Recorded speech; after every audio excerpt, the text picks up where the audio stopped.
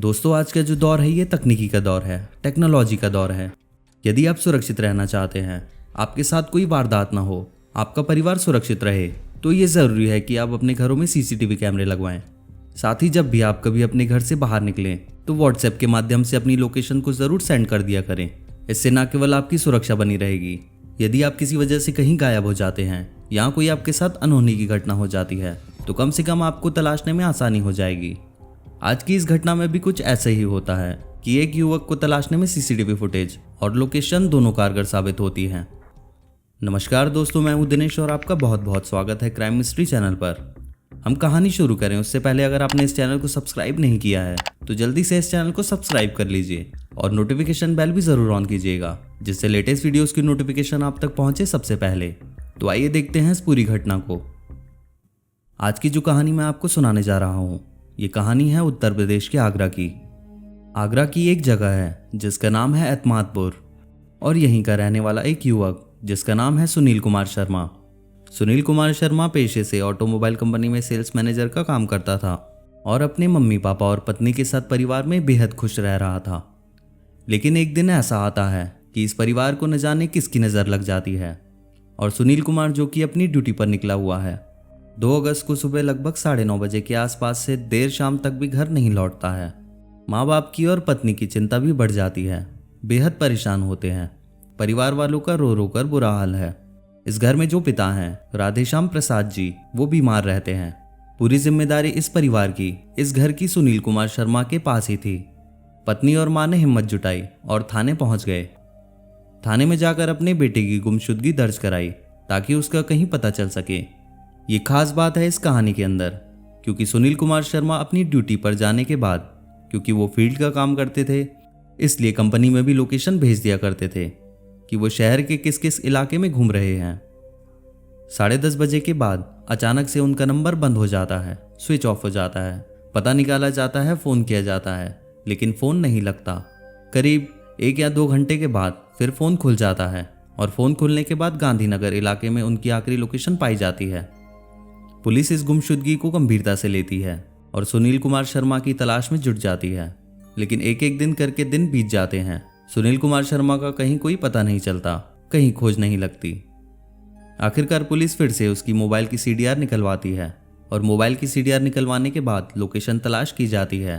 किस किस ने फ़ोन पर बात की है ये भी तलाश करने की कोशिश की जाती है।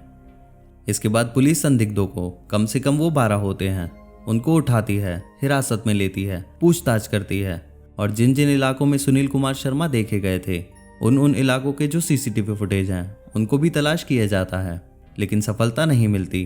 हालांकि 1-2 जगह वो सीसीटीवी फुटेज में पाए जाते हैं, लेकिन उस इलाके में उनके गायब होने का कोई ताल्लुक नहीं था।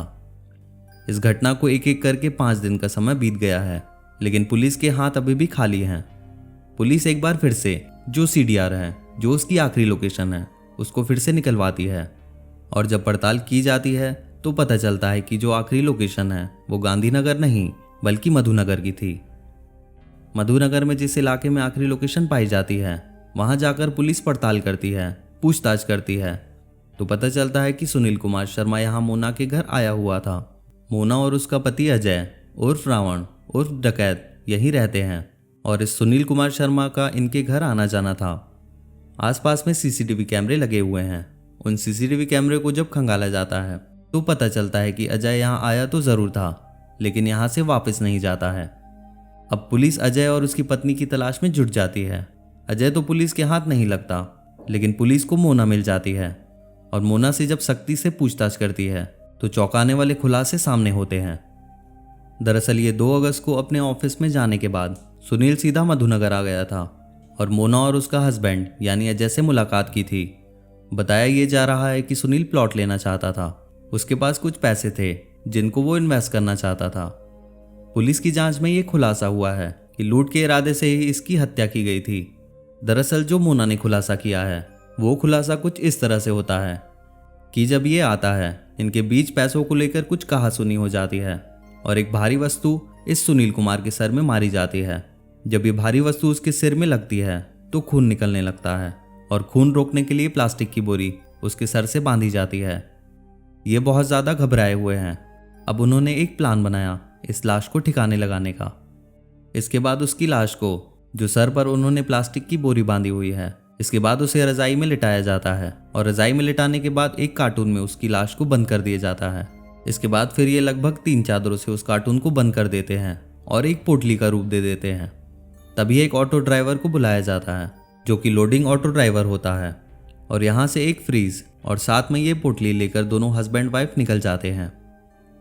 अब इनका एक ही मकसद था कि इस लाश को, इस पोटली को कहीं डिस्ट्रॉय करना है, कहीं इसको ठिकाने लगाना है। इसके लिए ऑटो को 2-3 किलोमीटर ले जाने के बाद अपना सामान उतारते हैं और एक नया ऑटो किराए पर लेते हैं। उसके बाद फिर लेकर चल पड़ते हैं और ये ऑटो चलता रहता है। लगभग शहर में 7 किलोमीटर के दायरे में ये लगातार घूमते रहते हैं और इन्हें एक ही जगह मिलती है, ट्रांसपोर्ट नगर।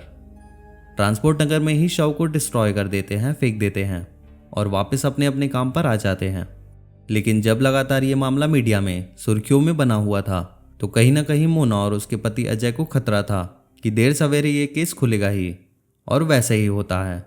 इसलिए पुलिस ने आखिरकार मोना को तो हिरासत में ले लिया और मोना की जुबानी ये केस पुलिस ने खोल भी दिया है।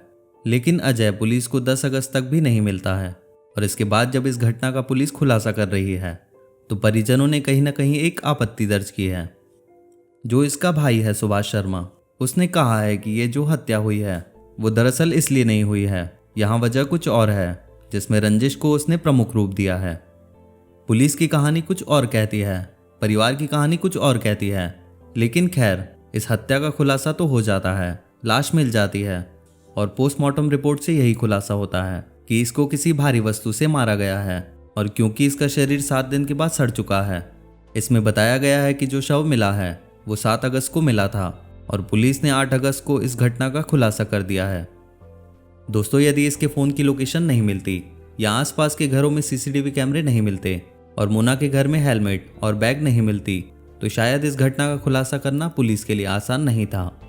पुलिस ने यह दावा किया है कि जिस प्लॉट को खरीदने के लिए ये सुनील लगातार अजय के संपर्क में था, तो अजय के दिमाग में कहीं ना कहीं ये बात फिट थी कि इसके पास बहुत पैसा है, ये हम लूट लेंगे तो शायद हमें इससे बहुत ज़्यादा लाभ मिलेगा। लेकिन जब ये घटना होती है तो उसके पास बस 6,000 रुपये ही थे, इससे ज़्यादा नहीं थे। इसीलिए इसके परिवार वालों ने इस घटना के खुलासे पर सवाल खड़े किए हैं। अभी भी ये गुत्थी कहीं ना कहीं अनसुलझी सी प्रतीत होती है। दोस्तों, आप अपने घरों में सीसीटीवी कैमरे लगवाएं और जब भी कभी घर से बाहर निकलें तो कम से कम अपने फ़ोन की लोकेशन व्हाट्सएप के माध्यम से परिवार के किसी न किसी सदस्य को ज़रूर दें, ताकि आप सुरक्षित रहें। और इस कहानी को सुनाने का उद्देश्य भी आपको जागरूक करना है, आपको सचेत करना है। आप जहाँ भी रहें अपना ख्याल रखें, सुरक्षित रहें। इसी के साथ इस कहानी को समाप्त करते हैं। मिलते हैं ऐसी किसी नई कहानी में, तब तक के लिए नमस्कार।